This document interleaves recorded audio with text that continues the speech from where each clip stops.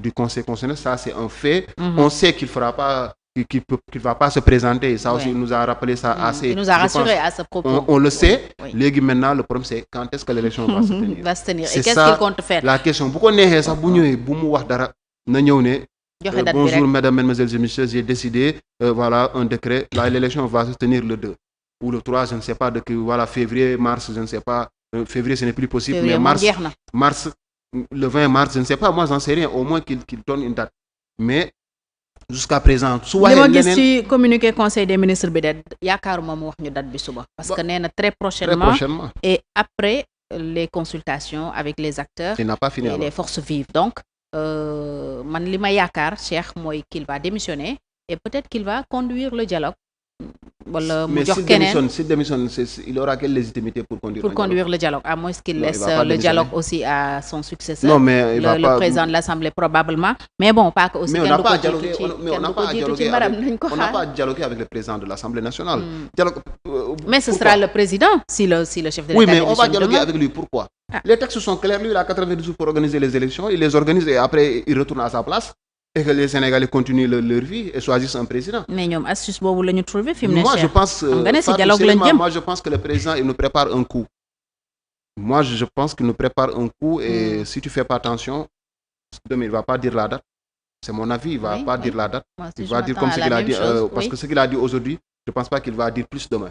Parce qu'il a au niveau du Conseil des ministres. Sinon il sauf si vraiment il fait un rêve et quelqu'un, je sais pas, un saint lui fait une apparition. Mais Cheikh, est-ce que mënuñu craindre dem ci yeneen trouble parce que premier report bi def na ay victimes ñu passé d'ailleurs ci loolu xew muy tiis bi Université Gaston Berger ñàkk na tey un deuxième étudiant ci li amoon muy Prosper Clédor Senghor.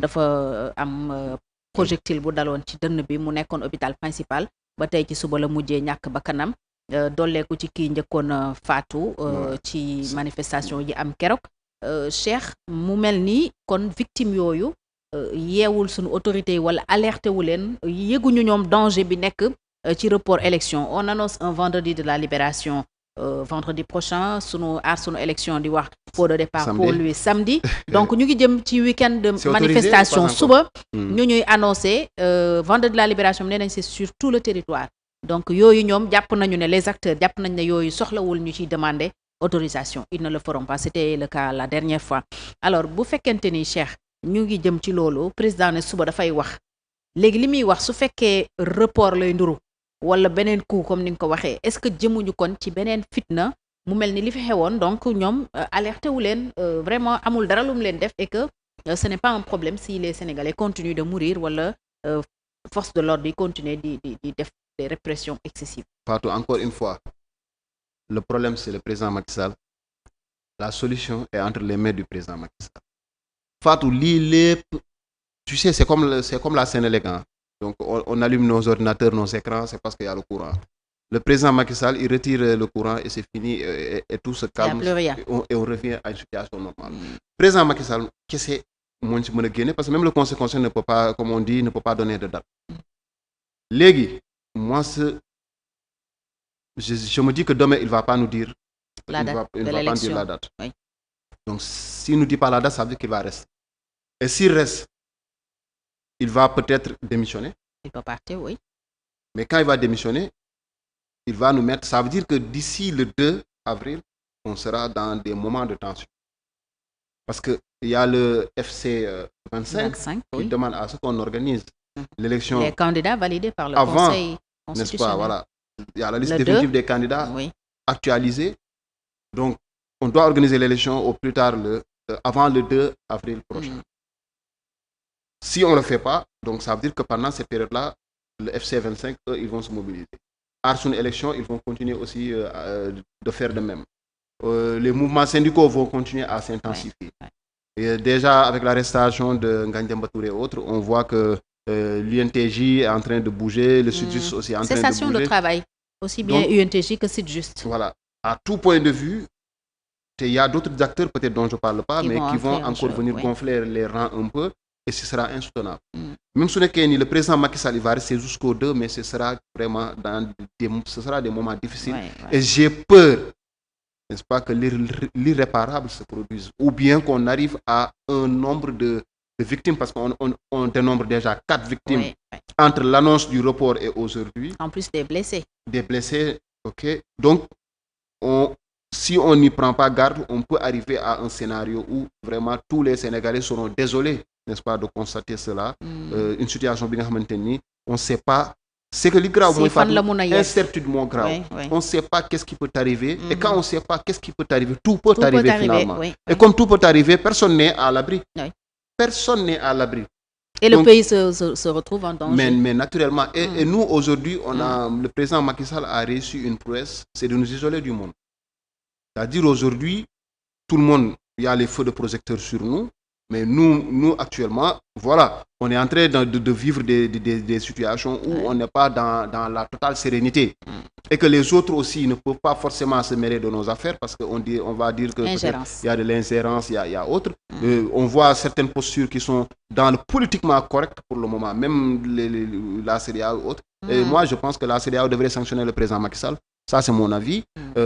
Parce que déjà, il n'a pas respecté le calendrier électoral. Il a remis en cause et le protocole additionnel de la CEDEAO disait, n'est-ce pas, qu'à 6 mois, il n'est pas possible, n'est-ce pas, de toucher au processus électoral, sauf, n'est-ce pas, qu'il y ait quand même un consensus entre les partis. Un large consensus. Déjà, il n'y a pas de large consensus. C'est même pas un consensus, mais un large consensus. Parce qu'en fait, ces gens-là n'ont même pas été consultés. Donc, c'est-à-dire, on ne peut pas dire qu'il y a un consensus avec des gens qu'on n'a pas rencontrés, avec qui on n'a pas discuté. Donc, il n'y a pas de consensus.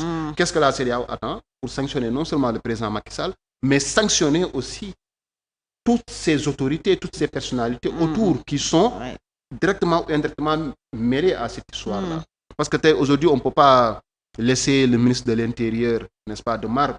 C'est-à-dire c'est quelqu'un, je pense, parce que dans l'organisation de l'élection, il a une partition. C'est un acteur central. Dans la répression qu'il y a eu, forcément, on ne peut pas dire qu'il n'y ait pour rien. La justice, on ne peut pas dire, mais il y a des gens aujourd'hui, je pense qu'il faut les cibler, il faut commencer à les sanctionner de façon progressive, n'est-ce pas? Peut-être on va geler leurs avoirs pendant un moment, et après peut-être il faut passer à d'autres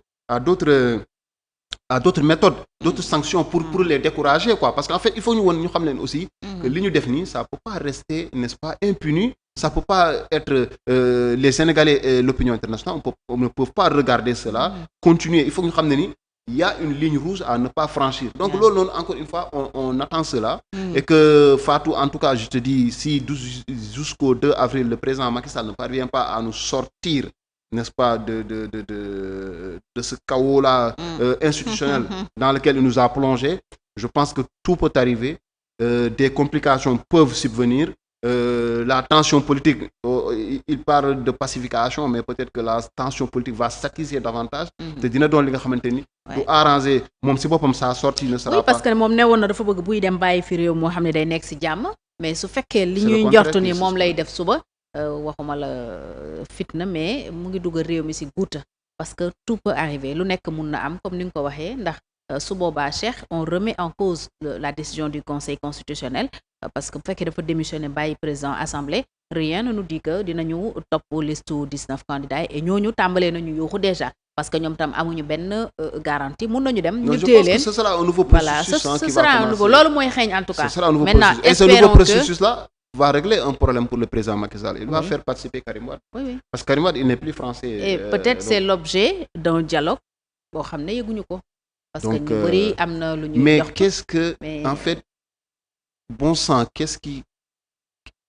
que cherche le président Macky Sall à vouloir coûte que coûte faire participer Karim Wade à cette élection présidentielle? Ça, c'est une question que les Sénégalais devront se poser. Oui.